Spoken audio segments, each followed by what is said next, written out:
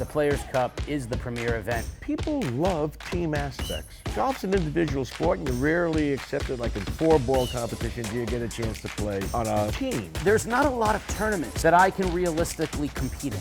This is one where I can contribute As much as I can.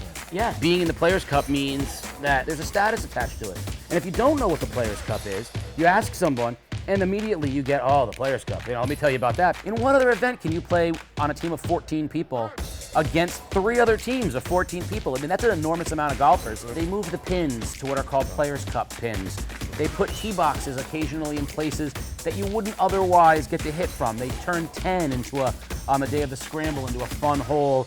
Last year's captains were an extraordinary group. Todd Blonder was chosen. He's played in more Players' Cups than anybody except the pro and me. I have my hot list of players that I really want on my team. That's what I'm waiting for. Are you kidding me? He was on my list.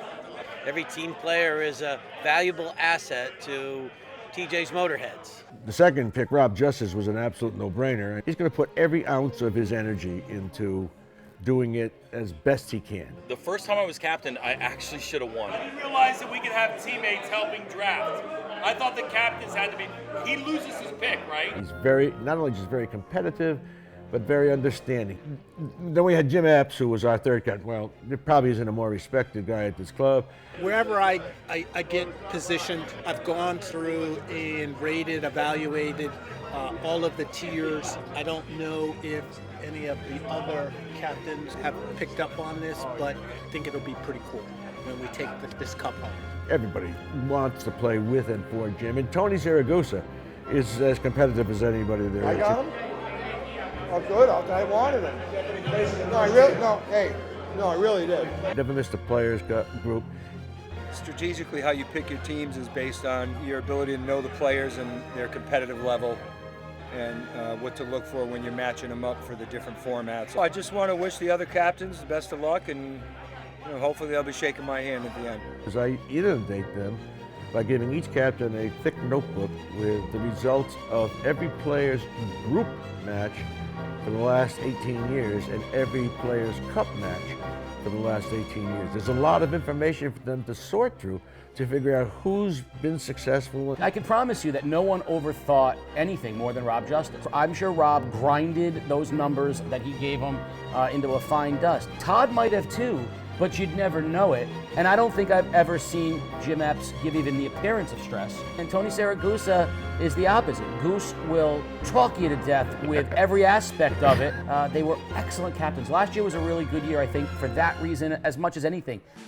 First day is a 2-man scramble, and it's been a variety of different formats, but the most recent format is tiers that are very close to each other. So the top players are playing together, lower players are playing together. And day one is the Hope Springs Eternal day. 2-man scramble is, you're hitting your shot, taking the best of that shot. It's a real team format because you have to complement your partner. No matter what happens on day one, all 4 teams come off of day one positive. They are on the track to victory. Choke on that one, baby!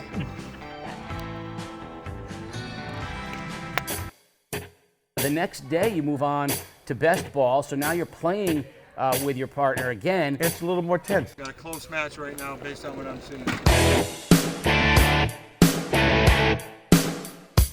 Your partner still can pick you up because you're taking the best one of your scores on each hole.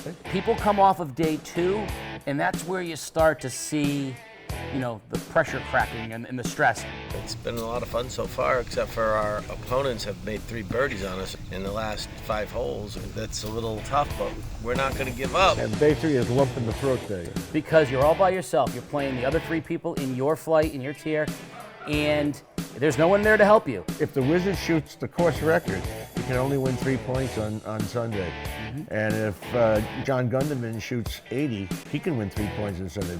You talk about personal rivalries developing. Sing a song. He's a good singer. Beat that 2 over there. And this guy Eric, his game has fallen off. How do you know? I haven't played. Plays once every 3 months, and he'll come out and shoot 69. Going down, baby, down!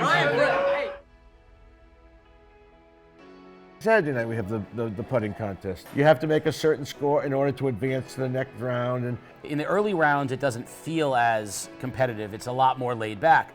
As you start to advance, it starts to become competitive. It's not as simple as, making a straight 6-footer. There's putts that twist and turn. There are some that are straight. there's some long ones and some Yeah, short ones. it's well thought out. We have it set so that if there are ties, and there always are, there's a one-hole putt-out that comes right back here toward the patio with everybody looking at you. Saturday we have the putting contest, but Sundays are nice. Butchie puts on a great barbecue dinner for us here, and we give out the awards. As the players come off, talk about bated breath. Everyone is waiting. That Sunday night, the post-tournament analysis is brutal. Yeah, the discussion about after each day is varied. You're going to have discussions about the pins. You're going to have discussions about some of the shots. You're going to have discussions about some of the so-called upsets. And this is a Rob Justice special. Doesn't matter what the score is after day 2, because you can get it all back on day 3. Bogeys are going to tie holes. Pars are probably going to win. Okay? So don't get out of the hole. Stay in the first one.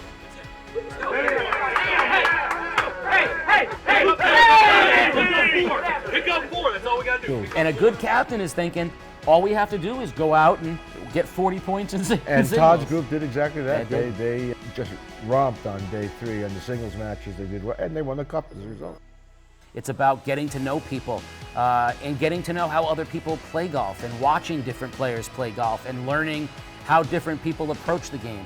So the Players' Cup is the perfect event because it's the only chance for players to watch the best of the best all the way down to the old, the young, and everything in between. There's no better combination of the social, the competitive, and sort of the joy of competition. And to me, that's what the Players' Cup is. Yeah, if it wasn't called the Players' Cup, it'd be called the Good, the Bad, the Ugly. Some guys play really, really well together. And people who have never played together, these new friendships and new camaraderies are formed in the Players' Cup because guys will come off and say, he was the perfect partner for me. And no event can make each golfer from Tier 1 to Tier 14 feel equally important and responsible and competitive to their team. Emphasized it once before, can't emphasize it enough. The owner buys into this thing, the pro buys into it in a way and they give it an authenticity and a respectability that it wouldn't ordinarily have. It really sort of puts the stamp of approval on the event that a lot of people need. That's what I would tell anybody who's coming to Great Neck.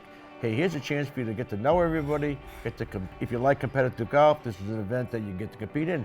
Someone will say, how do I get into it? Easy. You show up on Fridays and establish a track record of being a Players Group member, and then you'll get your invitation. And I think some of us leave so late because we just don't want it to end. It's just when you've had such a good time, sometimes you just don't want it to end.